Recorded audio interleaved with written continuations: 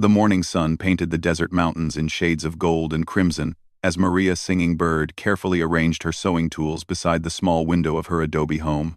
Her weathered hands, marked by years of intricate beadwork and delicate stitching, trembled slightly as she held up a piece of the finest white cotton she had ever owned. This was not just any fabric, it was destined to become something extraordinary. 3 days earlier, Maria had encountered the strangest sight of her 62 years. While gathering wild herbs near the canyon's edge, she had discovered a massive young woman sitting alone among the rocks, her enormous frame draped in nothing but torn burlap sacks and frayed rope. The girl, who appeared to be no more than 18 despite her imposing 7-foot height, was weeping silently as she gazed at the distant Apache village below. "Child, what brings such sorrow to one so young?" Maria had asked in her native tongue, though something told her this giant girl might not understand. To her surprise, the young woman responded in broken Apache, mixed with words from a language Maria had never heard. I watch families. I watch love. I never have." Her voice was deep but gentle, like distant thunder on a calm evening. "I too big. Too strange. Nobody want Thunder Woman." That was how Maria learned the girl's name, Thunder Woman, given to her by a traveling trader who had found her as a child, abandoned and alone in the wilderness. For years, she had wandered from settlement to settlement, too large and intimidating for most people to welcome, yet too gentle and kind-hearted to survive easily in the harsh desert. Maria's heart had immediately filled with maternal instinct. She saw past the girl's imposing stature to the lonely soul beneath. "Come," she had said, taking Thunder Woman's massive hand in both of hers. "You will eat with my family tonight." That evening had changed everything. Maria's husband, Joseph Running Bear, and their grown son, David Swift Arrow, had initially been startled by their enormous guest. But as Thunder Woman sat carefully on the ground outside their home, afraid her weight might damage their furniture, and gratefully accepted a simple bowl of stew, they began to see what Maria had recognized immediately. A gentle spirit, trapped in an intimidating form. Thunder Woman told them fragments of her story throughout the evening. She remembered little of her early childhood, only that she had always been different, always too large. Various families had tried to care for her over the years, but her size and strength, which continued to grow, eventually became too much for any household to manage. She had learned to survive on her own, foraging for food, sleeping under the stars, and avoiding populated areas where her appearance might frighten children or provoke aggressive responses from men who saw her as a threat. "I dream sometimes," Thunder Woman had shared, her voice barely above a whisper, "of wearing pretty things like other women. Of someone looking at me with kind eyes, not fear. But I know these are foolish dreams for one like me." Maria had felt something stir deep in her chest at those words. She had been the tribe's most skilled seamstress for over 30 years, creating beautiful garments for countless weddings, ceremonies, and celebrations. She had always taken pride in her work, but she had never encountered a challenge quite like this one. The next morning, Maria had approached the tribal elders with an unusual request. "I wish to create a wedding dress," she announced during their daily council meeting. "Wonderful," replied Elder Thomas Bearclaw. "For which young woman in our tribe?" "For Thunder Woman, the giant girl I brought to dinner last night." The silence that followed was heavy with confusion and concern. Elder Sarah Moondancer spoke first. "Maria, dear friend, has your kind heart clouded your judgment? Who would marry such a creature? And how would you even create a dress large enough?" Maria had expected this reaction. "I do not yet know who will marry her," she admitted. "But I know that every woman deserves to feel beautiful, to have something made just for her with love and care. As for the size, I have an idea." She had spent that entire day taking careful measurements of Thunder Woman, who stood patiently as Maria climbed ladders and used long strips of cloth to determine dimensions. The girl's proportions were surprisingly graceful despite her size. Her shoulders broad but not masculine, her waist defined, her movements careful and elegant despite her obvious strength. The real challenge came in acquiring enough fabric, Maria's savings could buy perhaps half of what she needed for such an enormous garment. But when word spread through the Apache community about Maria's project, something unexpected happened. Other women began contributing. Sarah Moondancer, despite her initial skepticism, arrived at Maria's door with an armload of white silk she had been saving for her own granddaughter's future wedding. "If you are determined to do this thing," she said gruffly, "then it should be done properly." Young wives brought lace they had been collecting. Mothers contributed beads and thread, and even the elder women shared precious silver ornaments that had been passed down through generations. Within 2 days, Maria had enough materials to create not just a dress, but a masterpiece. Now, as she began cutting the first pieces, Maria felt the weight of responsibility settling on her shoulders. This was more than just sewing. This was an act of faith. Faith that Thunder Woman deserved love, faith that someone would see her beauty, and faith that kindness could overcome the harsh judgments of the world.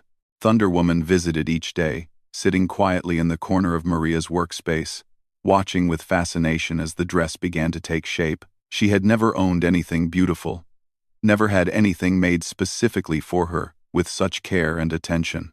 Sometimes tears would slip down her cheeks as she watched Maria's nimble fingers work their magic. "Why?" Thunder Woman asked on the 4th day of the project. "Why you do this for Thunder Woman?" "I give you nothing." Maria paused in her stitching and looked up at the young woman. "Child, you give me purpose. For 30 years, I have made beautiful things for beautiful people, but you are the first person I have met who truly needs beauty in her life, who hungers for it like the desert hungers for rain. When this dress is finished, and you wear it, you will see yourself as I see you. Not as a giant or a creature, but as a woman worthy of love." As the first week passed, word of Maria's project began to spread beyond the Apache community. Traders carried stories to other settlements, and traveling merchants spoke of the seamstress who was creating an impossible dress for an extraordinary woman. Some mocked the tale, but others found themselves intrigued by the idea of such unconditional kindness. The dress itself was becoming a work of art unlike anything Maria had ever created. She had designed it with multiple layers to accommodate Thunder Woman's height, while maintaining elegance and grace. The bodice was fitted but comfortable, decorated with intricate beadwork that depicted scenes of desert flowers and soaring eagles. The skirt flowed in graceful tiers, each layer edged with delicate lace that caught the light like morning dewdrops. But the most remarkable feature was the train, a magnificent cascade of white silk that would flow behind Thunder Woman like a river of moonlight. Maria had embroidered it with silver thread, creating patterns that told the story of a lonely soul finding her place in the world. As news of the dress spread, something unexpected began to happen. Young men from neighboring tribes started finding excuses to visit the Apache settlement. They came as traders, as messengers, as travelers seeking shelter. But Maria began to suspect they were really coming to catch glimpses of the mysterious giant woman and her incredible wedding dress. Thunder Woman remained unaware of the growing attention. She spent her days helping with heavy labor around the village, moving large stones, lifting water barrels, assisting with construction projects that would normally require multiple men. Despite her size and strength, she moved with surprising grace and was unfailingly gentle with everyone she encountered. Children, who had initially been frightened by her appearance, began to warm to her presence. She would sit very still while they played nearby, sometimes helping them retrieve balls that had rolled into high places or lifting them up to pick fruit from tall trees. Her laugh, when the children finally coaxed it from her, was like gentle thunder rolling across the mountains. The transformation was remarkable to watch. As Thunder Woman began to feel accepted by the community, her posture straightened, her steps became more confident, and something bright began to shine in her dark eyes. She started to believe, perhaps for the first time in her life, that she might truly belong somewhere. Meanwhile, Maria continued her meticulous work on the dress, often sewing by candlelight late into the evening. Each stitch was placed with intention, each bead chosen with care. She found herself praying over the garment as she worked, asking the spirits to bless Thunder Woman with the love and happiness she deserved. The project had become the talk of several tribes, and Maria began to receive visitors from far and wide who wanted to see the legendary dress in progress. Among these visitors was a delegation of young warriors from the Navajo Nation, led by a quiet young man named Samuel Strong Mountain. Unlike the others who came merely out of curiosity, Samuel seemed genuinely moved by the story of Thunder Woman and Maria's dedication to creating something beautiful for her. Samuel was known among his people as a skilled hunter and a thoughtful leader, but he had never shown serious interest in marriage. At 25, his family had begun to worry that he would never find a wife who could capture his heart. He was particular, they said, looking for something deeper than mere beauty or conventional charm. When Samuel first saw Thunder Woman carrying water barrels that would normally require 3 men to lift, he was initially struck by her obvious strength and unusual size. But when he watched her carefully set the barrels down and then gently help a small child retrieve a dropped toy, he saw something that intrigued him far more than her physical capabilities. Over the following days, Samuel found reasons to remain in the Apache settlement longer than his diplomatic mission required. He observed Thunder Woman quietly, noting her kindness to children, her careful attention to the needs of the elderly, and her obvious intelligence despite her limited formal education. Most importantly, he saw the loneliness that she tried to hide behind her helpful demeanor. Maria noticed Samuel's interest and found herself watching him as carefully as he watched Thunder Woman. She had sewn wedding dresses for dozens of brides, and she had developed an eye for recognizing when 2 souls might be meant for each other. There was something in the way Samuel's expression softened when he looked at Thunder Woman, something in the respectful distance he maintained while clearly wanting to draw closer. The dress was nearing completion, each element coming together to create something that exceeded even Maria's ambitious vision. But as she put the finishing touches on the intricate beadwork, she realized that her act of faith was about to be tested. She had created the most beautiful wedding dress of her career, but Thunder Woman still had no one to marry. That evening, as Maria sat outside her home enjoying the cool desert air, Samuel approached her with obvious nervousness. "Honored seamstress," he said formally, "I would like to speak with you about Thunder Woman." Maria smiled, having anticipated this conversation for several days. "What would you like to know, young warrior?" "I have watched her," Samuel said carefully, "and I see in her something I have never encountered before. She is strong, yes, but she uses her strength only to help others. She is different from other women, but perhaps that is exactly what I have been seeking without knowing it." "And what is it you seek, Samuel Strong Mountain?" He was quiet for a long moment, choosing his words carefully. "I seek a partner who will challenge me to be better than I am alone, someone whose spirit matches my own, regardless of what form that spirit inhabits. I believe Thunder Woman might be such a person." Maria felt her heart swell with hope and gratitude. "Have you spoken with her about these feelings?" "I dare not," Samuel admitted. "She has been hurt by rejection before, I think. I would not want to add to her pain if my interest is unwelcome. And there is the matter of our different tribes, different traditions. Love recognizes no tribal boundaries," Maria said firmly. "And as for Thunder Woman's feelings, perhaps you should have more faith in your own worthiness. You are not the first young man to show interest in her since word of the dress began to spread, but you are the first to see her as a person rather than a curiosity." That night, Maria worked until dawn, adding the final touches to the wedding dress. As the sun rose, she stepped back to admire her completed masterpiece. The dress was everything she had envisioned and more, a garment worthy of any bride, created with love and hope for a woman who had never expected to wear white silk and silver embroidery. But even as Maria felt pride in her craftsmanship, she knew that the real test of her faith was yet to come. She had created the dress, believing that love would find Thunder Woman. Now, she could only wait to see if that faith had been justified. Thunder Woman arrived that morning to find Maria sitting beside the completed dress, tears of joy streaming down her weathered cheeks. The young woman stopped in the doorway, her breath catching as she took in the full glory of the garment that had been created just for her. "This is for Thunder Woman?" she whispered, her voice filled with disbelief. "This is for you," Maria confirmed. "Every stitch sewn with love, every bead placed with hope. You are worthy of beauty, child. Never let anyone convince you otherwise." As Thunder Woman reached out with trembling fingers to touch the delicate fabric, Both women heard the sound of approaching horses. Through the window, they could see a group of young warriors riding toward the settlement, led by Samuel Strong Mountain, their weapons polished, and their ceremonial clothing indicating that this was no casual visit. Maria smiled, recognizing the signs of a formal courtship delegation. Her faith, it seemed, was about to be rewarded in ways she had hardly dared to hope. Samuel Strong Mountain dismounted from his painted horse with ceremonial precision, his heart pounding beneath the elaborate silver medallions adorning his chest. Behind him, 5 of his most trusted companions followed suit, each warrior dressed in their finest regalia for this most important of missions. The delegation had ridden for 2 days from their Navajo homeland, carrying gifts and formal proposals that could change the course of several lives. Thunder Woman watched from Maria's doorway, her massive frame tense with confusion and growing anxiety. She had never seen such formal attention directed toward her, and her first instinct was to retreat to the safety of the desert, where such elaborate displays could not reach her. But Maria's gentle hand on her arm kept her rooted in place. "They come for you," Maria whispered with certainty.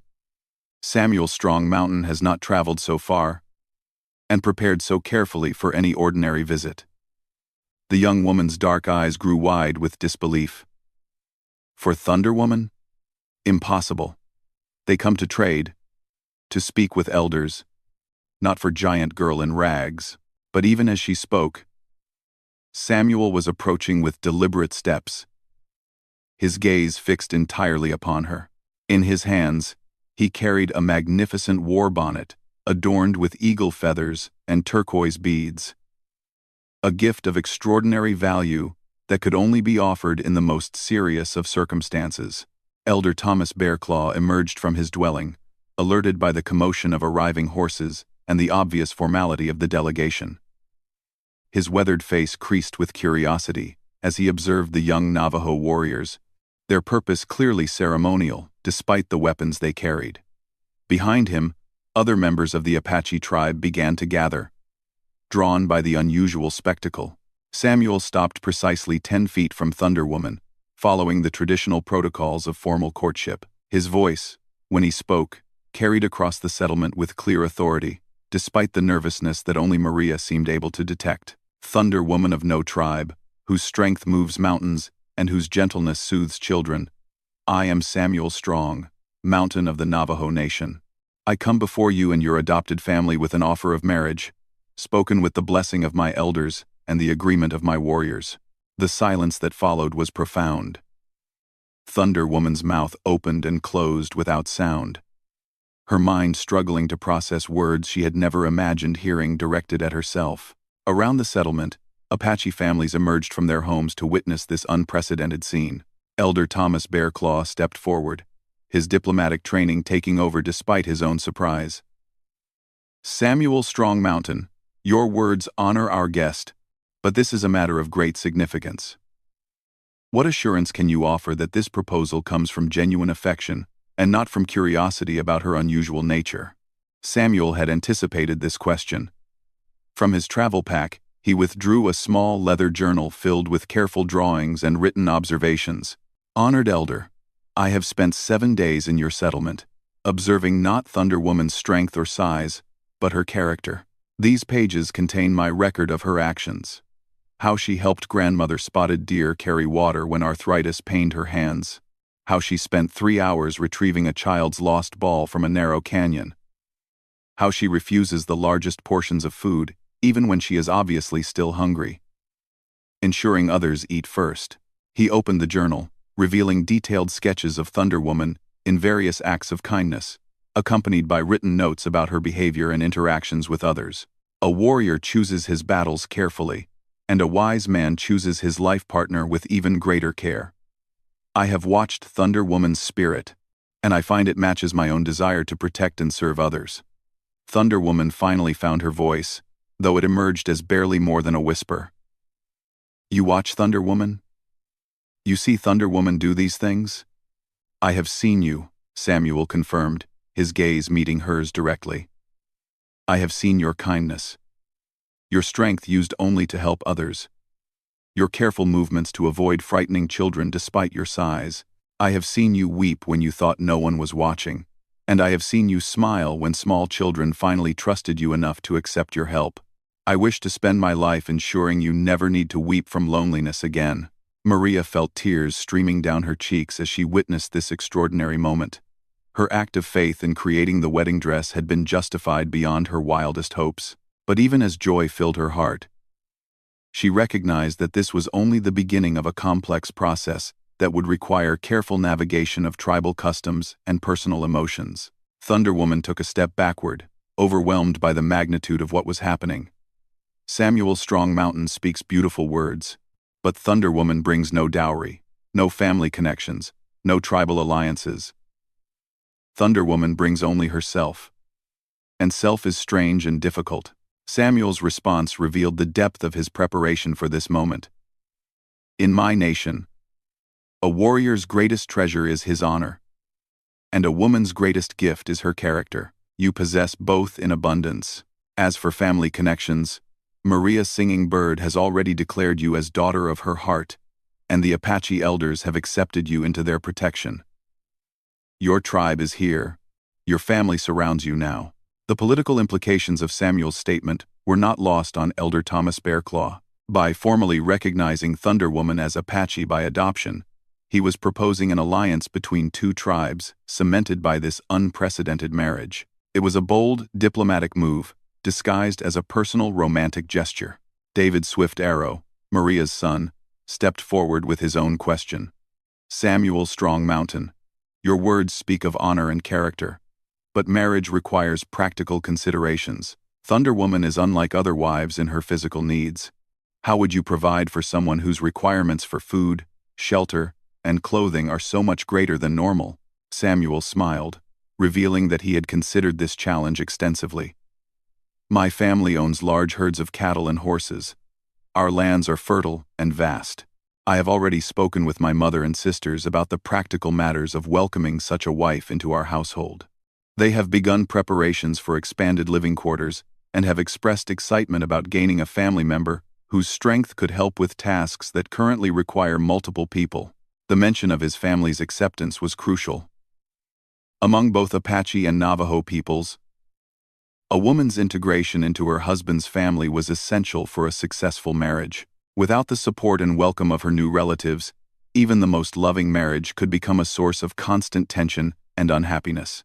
Thunder Woman looked toward Maria, seeking guidance from the woman who had shown her the first consistent kindness she could remember. "What does Maria think Thunder Woman should do?" Maria approached slowly, taking Thunder Woman's massive hands in her own small ones. "Child, I have lived 62 years and seen many marriages. Most begin with attraction, some with family arrangements, few with deep respect and understanding. What Samuel offers you is rare. He sees your true self and wishes to build a life with that person. But the decision must be yours alone." But Thunder Woman knows nothing of being wife. Never learned cooking for husband, never learned keeping house properly, never learned pleasing man with woman's ways. Samuel interrupted gently. "Thunder Woman, I am not seeking a traditional wife to serve me in traditional ways. I am seeking a partner who will share life's challenges with me. Your strength can help build our home. Your kindness can help raise our children. Your unique perspective can help me see the world more clearly. As for skills like cooking and housekeeping, these can be learned by anyone with willing hands and an open heart." The conversation was interrupted by the arrival of additional visitors. Word of the formal courtship proposal had spread quickly, and representatives from several neighboring tribes were arriving to witness this historic event.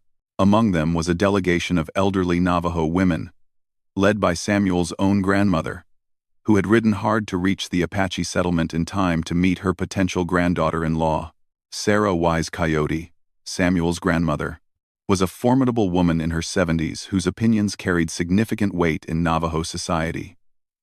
Her approval or disapproval of Samuel's choice could influence the success of any marriage. She approached Thunder Woman with the careful dignity of a matriarch evaluating a crucial family decision.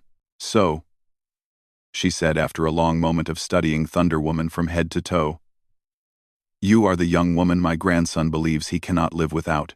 Thunder Woman lowered her eyes respectfully. "Honored grandmother, Thunder Woman is only what you see. Nothing more. Nothing less. Look at me, child. Sarah's voice was firm but not unkind. When Thunder Woman raised her head, the elderly woman continued. I have lived long enough to judge people by their actions, rather than their appearance. Samuel has told me of your character. Show me your hands. Confused but obedient, Thunder Woman extended her massive hands. Sarah examined them carefully, noting the calluses from hard work, the gentle way Thunder Woman held them despite their obvious strength. The careful control evident in every movement. These are hands that know honest labor, Sarah pronounced. These are hands that have worked to help others, not just for personal benefit. I see wisdom in their gentleness and honor in their scars. If my grandson has chosen correctly, these hands will help build a strong family and a prosperous household. The elderly woman's approval sent a wave of murmurs through the gathered crowd. Sarah Wise Coyote was known for her strict standards and sharp judgment. Her acceptance of Thunder Woman carried enormous weight in determining how the broader Navajo community would receive this unusual marriage. But Thunder Woman was struggling with doubts that went beyond practical concerns. Honored ones, she said, her voice growing stronger as she found the courage to speak her deepest fears. Thunder Woman must tell truth. Thunder Woman does not know if she can bear children like normal woman. Body is different. Everything is different. What if Thunder Woman cannot give Samuel Strong Mountain the sons and daughters he deserves? The honesty of this confession touched everyone present. It revealed the depth of her concern for Samuel's happiness, even in the face of her own loneliness. Samuel's response demonstrated why he had captured the respect of warriors twice his age. Thunder Woman, among my people, children are a blessing, but they are not the only measure of a successful marriage. If we are blessed with children, we will raise them together with love and wisdom. If we are not, we will find other ways to serve our community and create meaning in our lives. A marriage built on genuine partnership can flourish in many different forms. Maria, who had been watching this exchange with growing pride and emotion, felt compelled to contribute her own perspective. Child, I have delivered many babies in my lifetime, and I can tell you that a woman's size has little bearing on her ability to bear children. Your body is strong and healthy. If the spirits choose to bless you with motherhood, you will likely do very well. And if they choose otherwise, you will find your own way to nurture the next generation. The formal courtship discussion continued for several hours, covering practical matters of where the couple would live, how their different tribal traditions would be honored, what role Thunder Woman would play in Navajo society, and how the alliance between their peoples would be structured. Throughout these negotiations, Samuel remained steadfast in his commitment, while Thunder Woman slowly began to believe that this incredible opportunity might actually be real. As the sun began to set, Elder Thomas Bearclaw called for a formal decision. Thunder Woman, you have heard Samuel Strong Mountain's proposal, witnessed his family's acceptance, and received counsel from those who care for your welfare. What is your answer? Thunder Woman looked around at the faces surrounding her. Maria's hopeful expression, Samuel's patient waiting, the curious but generally approving looks from both Apache and Navajo representatives. For the first time in her adult life, she was surrounded by people who saw her as worthy of love and respect. Thunder Woman accepts, she said simply, her voice carrying clearly across the settlement. If Samuel Strong Mountain truly wants Thunder Woman as wife, Thunder Woman will try to be worthy of such honor. The celebration that erupted was unlike anything the Apache settlement had ever witnessed. Warriors from both tribes fired rifles into the air, women began preparing feast foods, and children ran through the crowd carrying the news to every corner of the community. But the most important moment came when Samuel approached Thunder Woman and formally placed the magnificent war bonnet on her head, a symbol that she was now under his protection and consideration. As the festivities continued around them, Maria quietly approached the couple with a knowing smile. There is one more matter we must discuss, she announced. Thunder Woman, would you like to see your wedding dress? The reminder of the dress sent a new wave of excitement through the crowd. Many had heard rumors of Maria's extraordinary creation, but few had seen it. Thunder Woman's eyes filled with fresh tears as she realized that her wedding would not only include a loving husband but also the most beautiful garment ever created specifically for her. "Tomorrow," Samuel declared, "we will hold the ceremony. Tonight, we celebrate the engagement. But tomorrow, Thunder Woman will become my wife in the sight of both our peoples." As the evening progressed, more visitors continued to arrive. Word of the unusual engagement had spread across the desert faster than wildfire, and representatives from tribes that rarely interacted with either the Apache or Navajo were arriving to witness this unprecedented event. What had begun as a simple act of kindness by a seamstress was becoming a gathering that would be remembered in tribal histories for generations to come. Maria slipped away from the festivities to make final preparations on the wedding dress. As she carefully brushed each fold of silk and adjusted every bead, she offered prayers of gratitude to the spirits who had guided her hands and her heart. Tomorrow would bring the culmination of her greatest act of faith, and she intended to ensure that every detail was perfect. Outside, Thunder Woman sat beside Samuel under the desert stars. Both of them, still somewhat amazed by the rapid turn their lives had taken. For the first time since childhood, Thunder Woman dared to imagine a future filled with love, acceptance, and purpose. The wedding dress that awaited her was beautiful, but the life that stretched ahead seemed even more magnificent. The stage was set for a ceremony that would unite not just two unlikely lovers, but two tribes in a new alliance built on the foundation of respect, acceptance, and the belief that love could transcend any barrier. All that remained was for Maria to present her masterpiece, and for Thunder Woman to step into her new role as a bride worthy of the most elaborate celebration the desert had ever seen. Dawn broke over the desert, with unusual splendor, as if the very sky wished to contribute to the magnificence of the day ahead. The Apache settlement had been transformed overnight into a wedding venue unlike any the region had ever witnessed. Colorful banners fluttered from every dwelling, aromatic cooking fires sent spirals of smoke toward the heavens, and the sound of drums and flutes filled the morning air with celebratory music. Maria Singing Bird had risen before sunrise to begin the sacred ritual of helping Thunder Woman prepare for her wedding day. In the privacy of her home, she had laid out the completed dress with reverent care, each fold arranged to display the intricate craftsmanship that had consumed weeks of devoted labor. The white silk seemed to glow with its own inner light, and the silver embroidery caught the early sunlight like captured starshine. Thunder Woman stood before a mirror that had been borrowed from the trading post, her reflection showing a woman transformed by hope and acceptance. Maria and several other Apache women worked together to braid her long, dark hair with white ribbons and small silver ornaments, creating an elaborate style befitting a bride of such importance.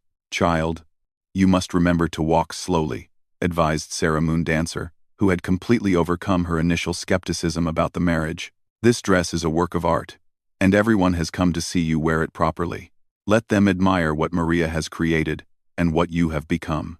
Thunder Woman nodded solemnly, still struggling to believe that all this preparation was truly for her. Through the window, she could see warriors from at least 6 different tribes setting up the ceremonial space where her wedding would take place. Some she recognized from previous days, but many were strangers who had traveled great distances specifically to witness this unusual union. "Are you frightened?" asked Maria gently, as she made final adjustments to the dress's bodice. "Yes," Thunder Woman admitted. "But not of Samuel. Not of being wife. Thunder Woman frightened of disappointing everyone who comes to see this wedding. So many people. So many expectations. What if Thunder Woman not worthy of such attention?" Maria paused in her work and took Thunder Woman's face gently between her hands. "Listen to me carefully. Daughter of my heart. Today you are not performing for anyone except yourself and your husband. This dress, this ceremony, this celebration, all of it exists to honor the love you and Samuel have found together. Walk with pride in who you are, not with worry about who others expect you to be." Outside, the wedding preparations had reached a fever pitch of activity. Samuel Strong Mountain and his groomsmen were completing their own ceremonial preparations in a lodge specifically constructed for the occasion. The traditional Navajo wedding outfit Samuel wore had been enhanced with additional silver work and turquoise inlays, making him appear every inch the important leader he was becoming through this marriage alliance. The guest list had grown far beyond anyone's initial expectations. Word of the giant woman's wedding had spread across the southwestern territories like brushfire, attracting not only Native American tribal representatives but also curious settlers, traders, and even a few government officials who recognized the diplomatic significance of this union between traditionally separate peoples. Among the most unexpected guests were 3 Apache scouts who had ridden in just after midnight with an urgent message. They brought word that Chief Victorio himself, the legendary Apache leader, was traveling to attend the ceremony. His presence would elevate the wedding from a local celebration to an event of regional political importance. Elder Thomas Bear Claw was both honored and nervous about such distinguished attention. He had spent the early morning hours consulting with other tribal leaders about the proper protocols for hosting such a diverse gathering. The peaceful mingling of so many different groups required careful management to prevent misunderstandings or conflicts. "This is unprecedented," he confided to Joseph Running Bear, as they watched warriors from traditionally antagonistic tribes working together to construct wedding pavilions. "I have never seen such cooperation between our peoples. Thunder Woman's marriage has accomplished something that years of negotiation could not achieve." Joseph nodded thoughtfully. "Maria's act of kindness has created ripples that spread far beyond what she ever imagined. Sometimes the smallest gesture of love can change the course of history." As the morning progressed, the ceremonial preparations reached their climax. A magnificent pavilion had been erected in the center of the settlement, decorated with flowers, feathers, and banners representing every tribe in attendance. Traditional wedding gifts from dozens of families created a display of wealth and respect that testified to the esteem in which this union was held. Samuel's family had arrived in force, bringing with them cattle, horses, and trade goods worth a small fortune. They also brought something even more valuable: their complete and enthusiastic acceptance of Thunder Woman as a new family member. Samuel's mother and sisters had spent weeks preparing special gifts and learning Apache customs to honor their future relative properly. The most touching gesture came from Samuel's youngest sister, who had created a pair of moccasins specifically designed for Thunder Woman's oversized feet. The beautiful beadwork and perfect fit demonstrated hours of careful preparation and genuine affection for her soon-to-be sister-in-law. As noon approached, the time had come for Thunder Woman to don her wedding dress. Maria and her assistants helped her into the elaborate garment, with ceremony befitting a sacred ritual. Each layer was positioned with perfect precision, every fold arranged to maximize the dress's dramatic beauty. When Thunder Woman finally stood fully dressed before the mirror, the collective gasp from the women present testified to the transformation that had taken place. The magnificent dress not only fit perfectly, but seemed to have been designed by destiny itself for this particular woman. Thunder Woman's unusual height gave the flowing skirts an elegant dignity that would have been impossible on a smaller frame, while her strong shoulders carried the elaborate beadwork with natural grace. "You are magnificent," whispered Maria, tears flowing freely down her cheeks. "You are every inch the bride you were meant to be." Thunder Woman turned slowly, watching the dress move around her like liquid starlight. For the first time in her adult life, she felt beautiful. Not just acceptable, not just tolerated, but genuinely beautiful in a way that had nothing to do with fitting other people's expectations, and everything to do with embracing her own unique magnificence. The procession to the ceremonial pavilion began with traditional Apache drums and Navajo flutes, creating a musical tapestry that honored both cultural traditions. Thunder Woman walked slowly, as instructed, allowing the assembled guests to appreciate both her natural dignity and Maria's incredible craftsmanship. The crowd that had gathered was unlike anything anyone present had ever witnessed. Warriors in full regalia stood beside curious settlers.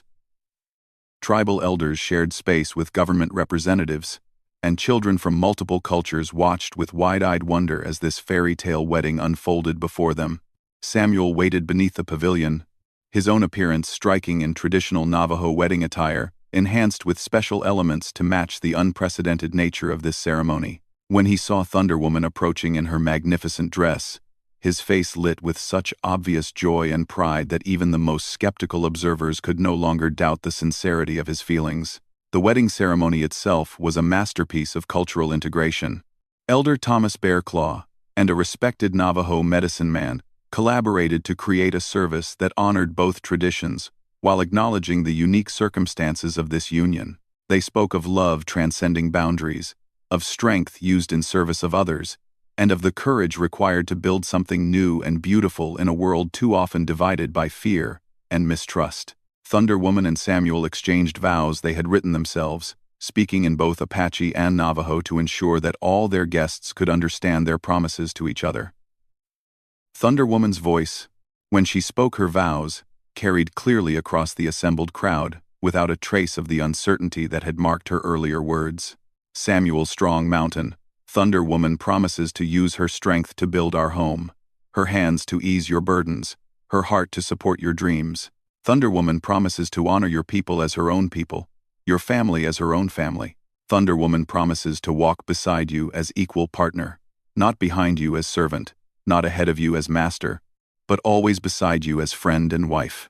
Samuel's response demonstrated the eloquence that had first impressed the Apache elders. Thunder Woman, whose name will now become Thunder Mountain, to show our unity, I promise to see your strength as gift, not burden. I promise to protect your gentle heart while honoring your fierce courage. I promise to build our life together on foundation of respect, partnership, and joy. I take you as wife not despite your differences, but because of the unique gifts those differences bring to our union. The moment when Samuel placed the traditional Navajo wedding necklace around Thunder Mountain's neck was marked by spontaneous cheering from the crowd. The heavy silver and turquoise piece, sized specifically for her, symbolized not only her new status as a married woman, but also her full acceptance into Navajo society. But the most emotional moment came when Chief Victorio himself stepped forward to offer his blessing on the union. The legendary leader spoke briefly but powerfully about the importance of this marriage as a symbol of what different peoples could accomplish when they chose cooperation over conflict, understanding over fear.